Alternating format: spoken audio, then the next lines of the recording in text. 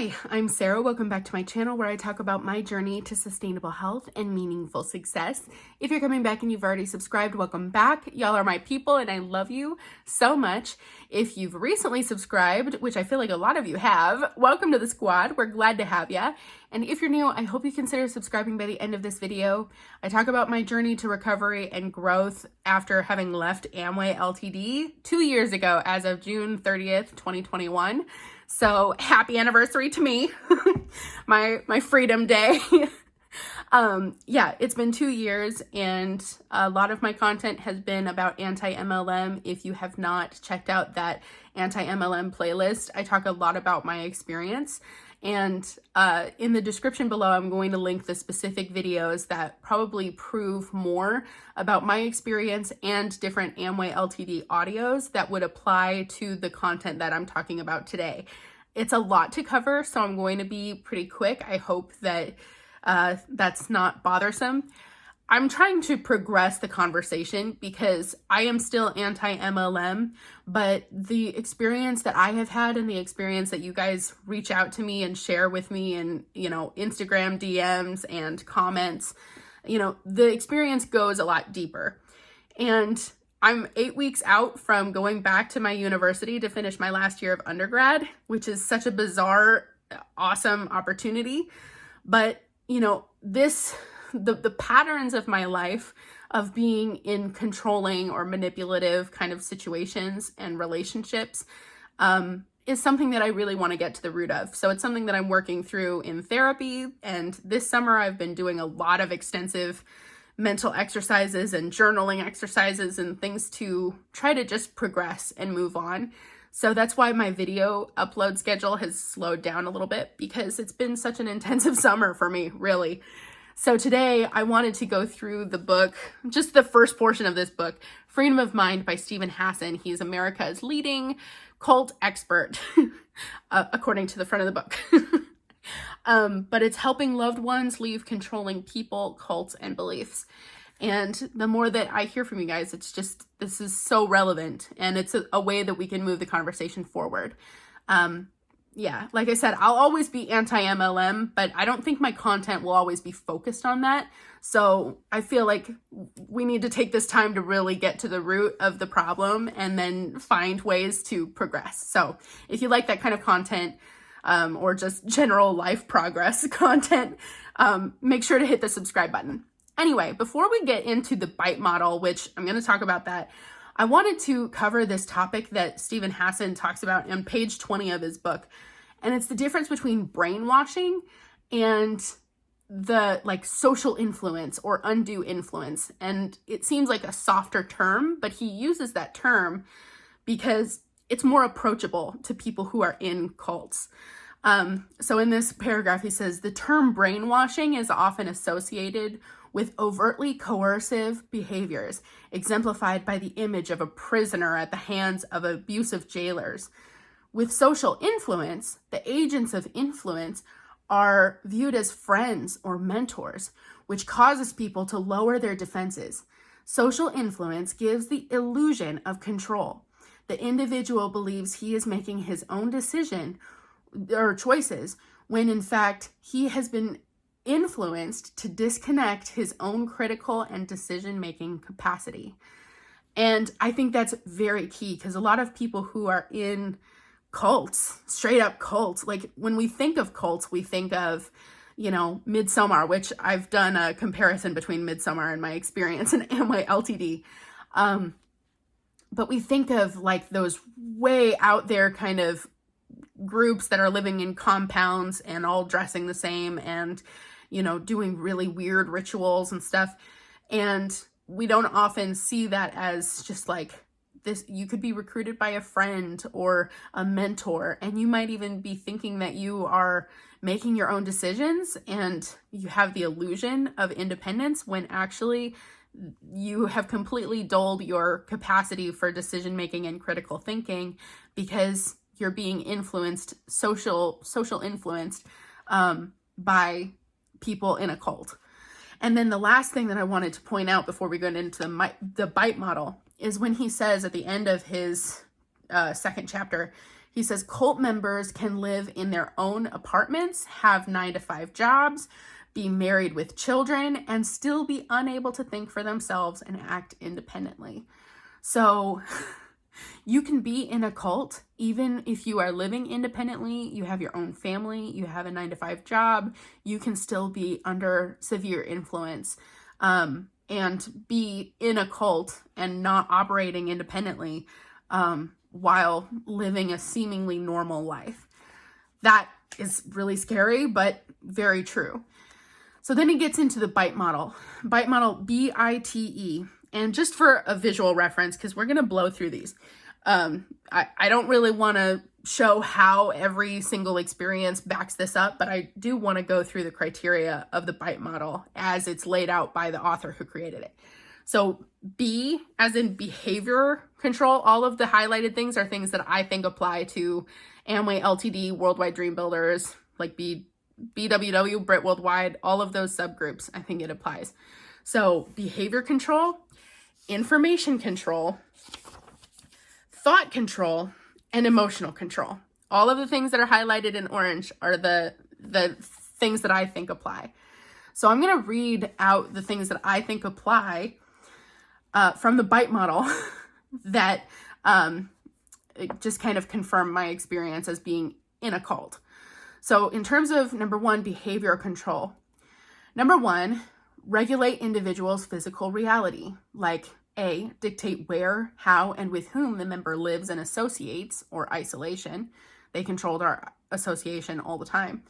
B, sexual repression, anti-gay, celibacy, anti-masturbation. I think that's just from like fundamental Christian beliefs within their group. I don't know if that's throughout the whole thing.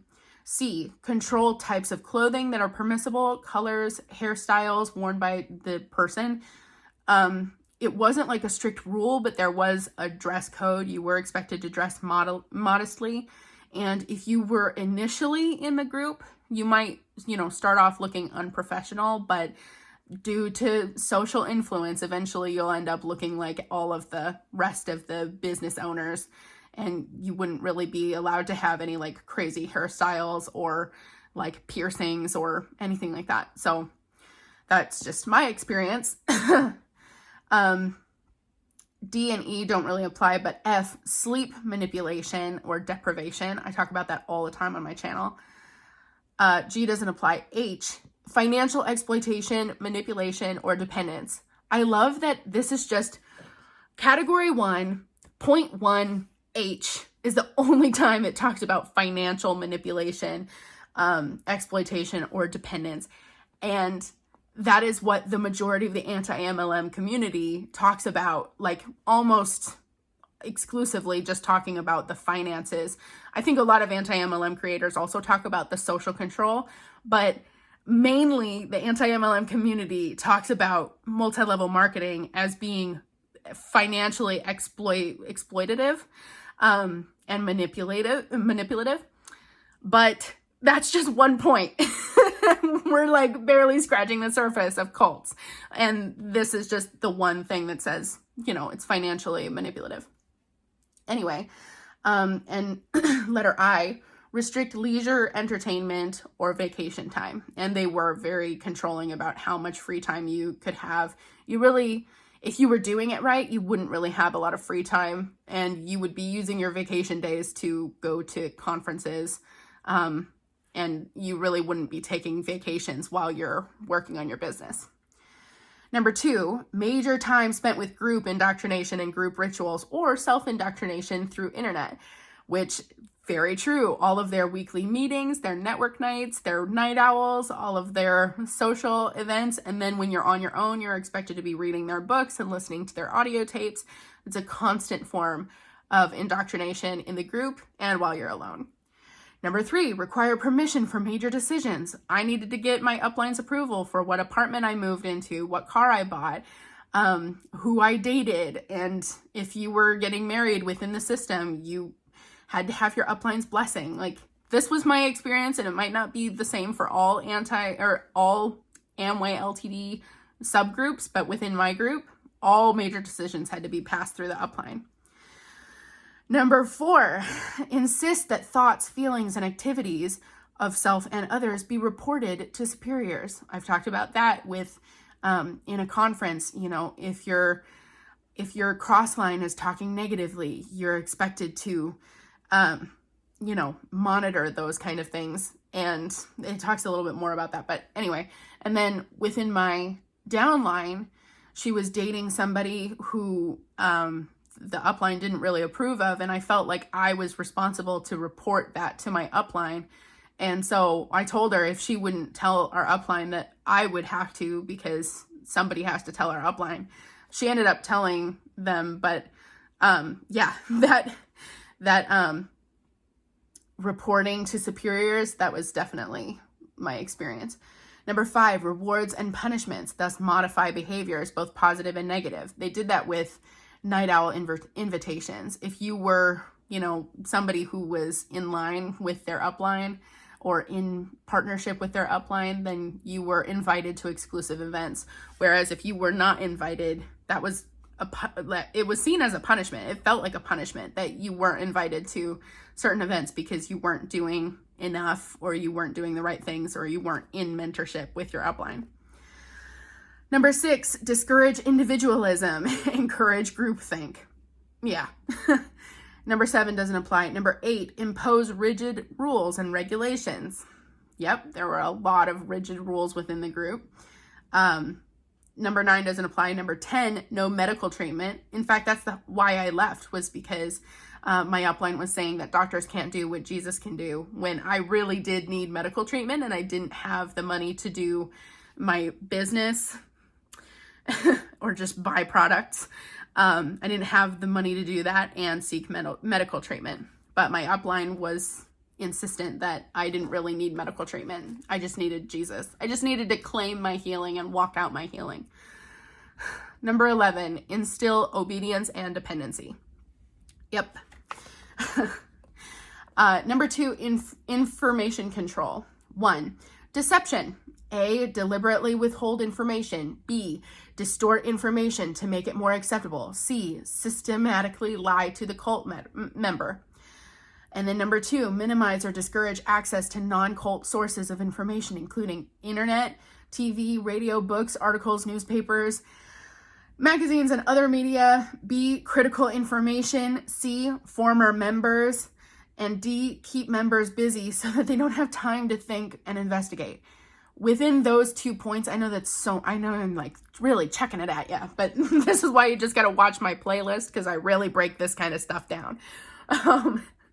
But yeah, within the first point of deception, the group would constantly withhold information. Your upline was constantly controlling what information you received and what you didn't. And number 2, you were not supposed to research anything outside of the sources that they gave you. You weren't supposed to read books or listen to music or do anything that was outside of the system. They really wanted you to be fully immersed in their information. And it was extremely discouraged to try not to reach out to former members. So I wasn't really allowed to reach out to people after they quit, and I wasn't really even allowed to ask about why they quit or what happened to them. And if I were to ask about somebody who left the group, I would be given some BS answer as to, they just dropped out right out of the blue, whereas actually they had a very good and legitimate reason for leaving the group, but that information was controlled from my upline. So I was never actually informed of the truth. And keeping members so busy that they don't have time to think or investigate. Absolutely true. There was so many conversation goals and recruitment goals. We were busy. Okay. I can't talk about all of these themes, otherwise this video would be like 4 hours long. Number 3, compartmentalize information into outsider versus insider doctrines. Like A, ensure that information is not freely accessible. B, control information at different levels and missions within the pyramid, which I love that they refer to it as a pyramid because it's absolutely accurate. And C, allow only leadership to decide who needs to know what and when. Absolutely. There's outsider and insider. There's different tiers of information. There's different levels of accessibility to information. The higher you get up into the ranks, you get invited into different night owls and different environments where you have access to different information that beginners or people who have smaller size businesses are not privy to that kind of information. Number 4, encourage spying on other members. Like A, impose a buddy system to monitor and control member. B, report deviant thoughts, feelings, sexual identity, and actions to the leadership. And C, ensure that individual behavior is monitored by the group. Every time we would go to a conference, they would control who we were associating with by, they assigned the carpooling situation. So they assigned who you rode in a car with for 8 hours to the conference, and they controlled who you stayed in a hotel room with. And so through that, there was constant monitoring of your behavior. And if you were more experienced in the business, you were expected to kind of monitor the newcomers. And if you were a newcomer, the people who you were placed with was very, it was very curated, and it was very intentional that you were with those particular people so that you would, be influenced in a very specific way by them, either based on things that you might have in common with them, that they might be able to build that relationship and deepen your emotional connection within the group, or their experience and their ability to redirect a conversation so that you're not, thinking or speaking about certain things that they don't want you to question. So yeah. Number 5, extensive use of cult-generated information and propaganda, including A, newsletters, magazines, journals, audio tapes, videotapes, and other media. So yeah, we were constantly just reading their books and listening to their audios, and that was the extensive use of cult-generated propaganda.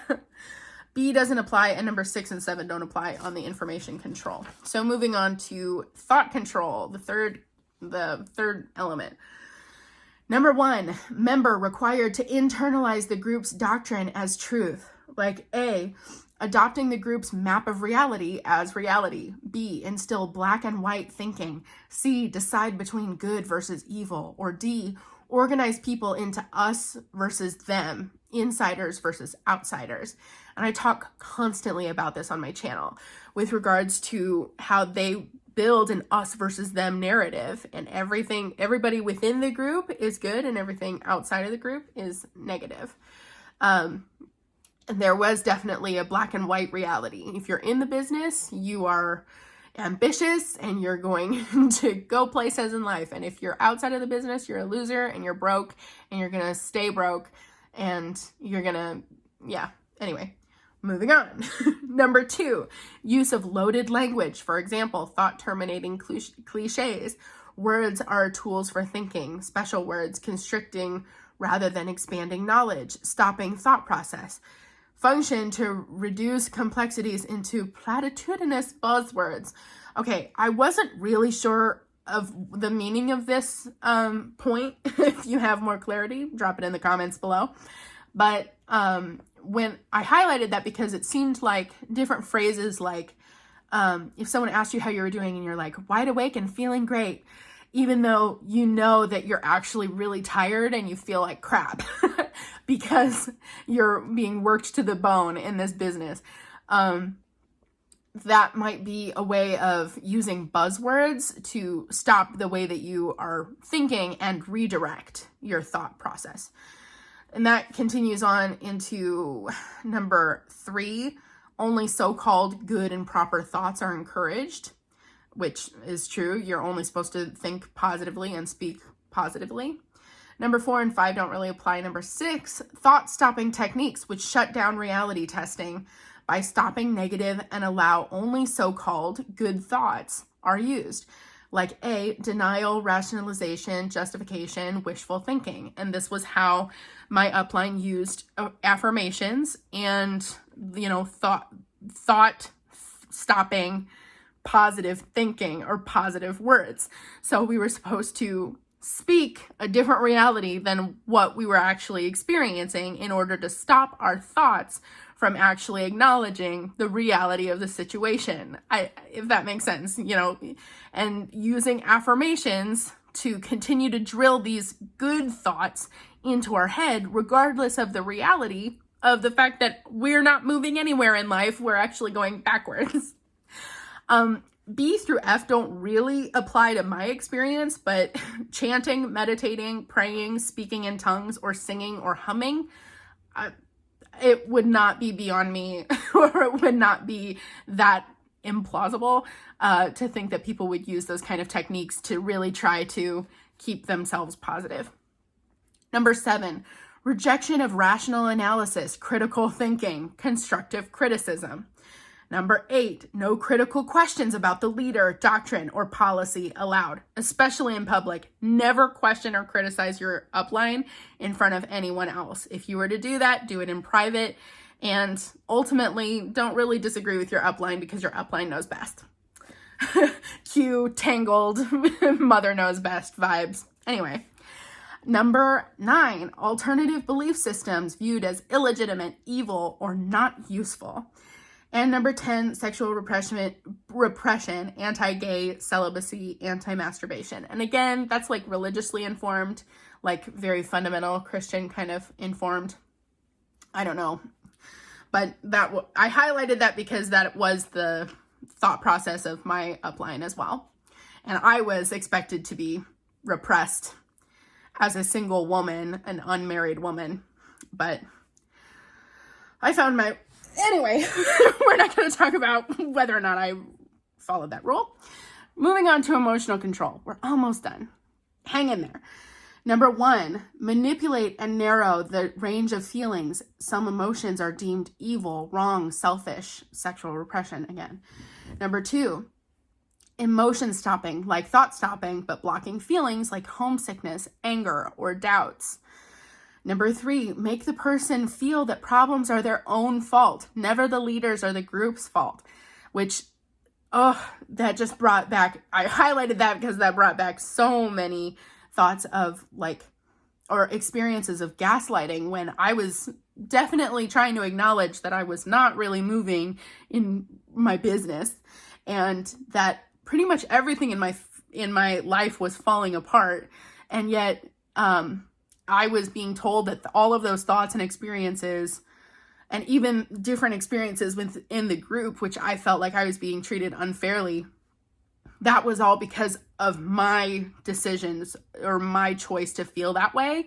And it was never actually the group's or the leadership's fault. Gaslighting the house. Anyway, number 4, excessive use of guilt.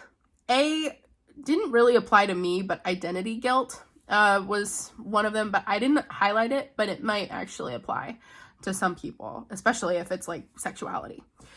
Anyway, B, you are not living up to your potential. C, your family is deficient. My upline straight up said that my family didn't unconditionally love me and that they were my first experience of unconditional love. So, D, your past is suspect. E, your affiliations are unwise, like any friends that you have outside of the business.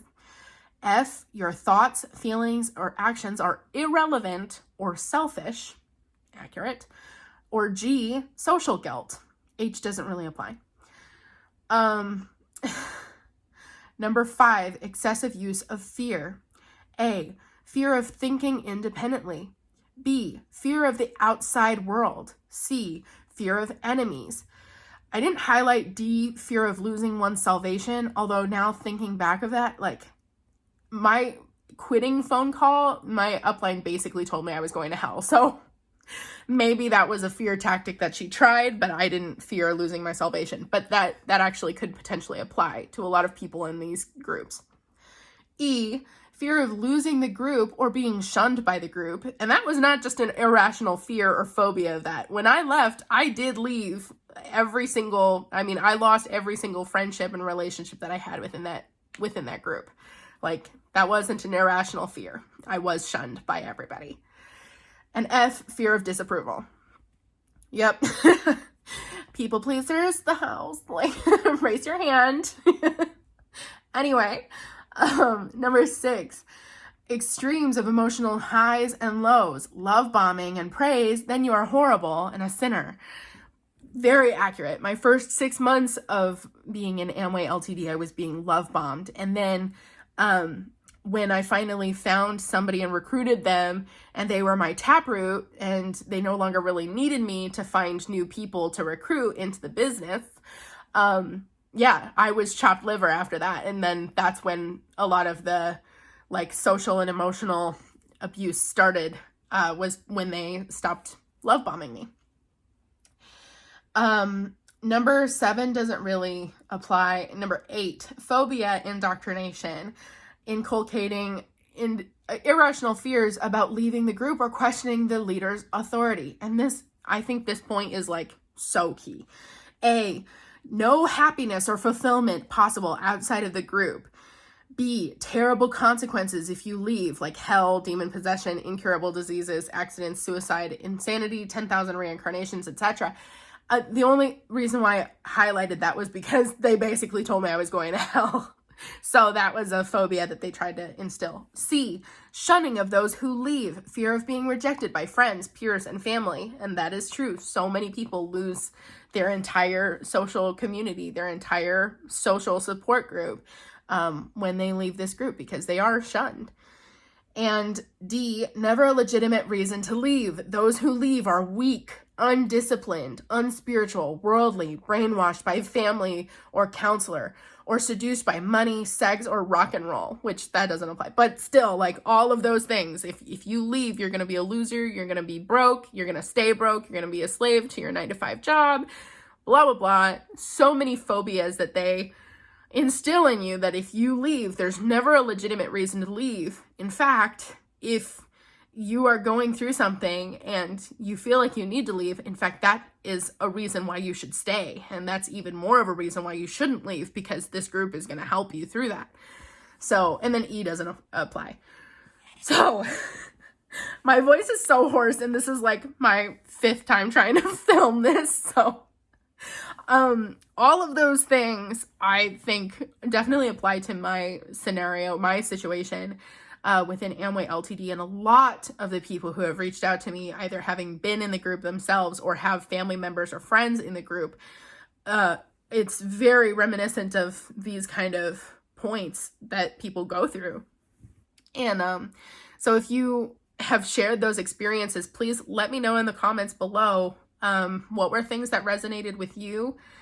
And just let me know if you have questions about how to deprogram or how to really have freedom of mind, because I'm going to continue going through this book, and I probably will make more videos that progress the conversation forward, because clearly, as I pointed out in like point 1H of the first column of the criteria for being a cult was the financial manipulation. But clearly we have so much more to deprogram from, so much more to recover from, because there's been so much other control that people don't really talk about very much. So I hope to continue moving the conversation forward. If you've been in maybe not this particular scenario, but maybe you've had relationships that made you feel, controlled like this. It's a lot to work through. And like I said, this is why I'm kind of taking it slow this summer, because the things that I'm processing are really intense. But hopefully we will all be able to move past this, move through this, overcome this, and not just run from our experience, but really face it head on and explore why we fell into this in the first place, and then what we can do to protect ourselves from this kind of social influence where we might think that we are thinking independently and making our decisions on our own, but we're actually being influenced by someone who pretends to be our friend or mentor. It's very important. I hope that this video served you well.